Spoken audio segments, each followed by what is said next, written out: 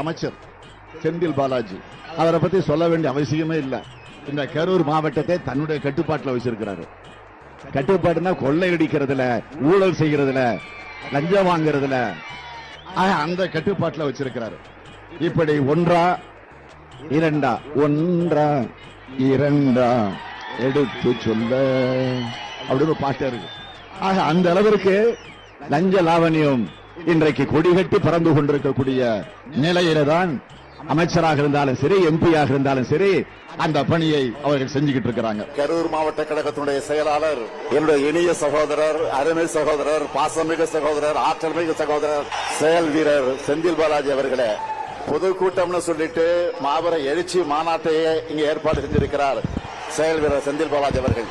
நாம கோடு போட சொன்னா ரோடு போடுவாரு. ரோடு போட்டு அந்த ரோடு மேலதான் நான் வாகனத்துல வந்தேன். மேற்கு மண்டலத்துல எதிரிகளுக்கெல்லாம் ஒரு சிம்ம சொப்பனமாக இருக்கக்கூடிய வரதான் நம்முடைய செந்தில் பாலாஜி அவர்கள்.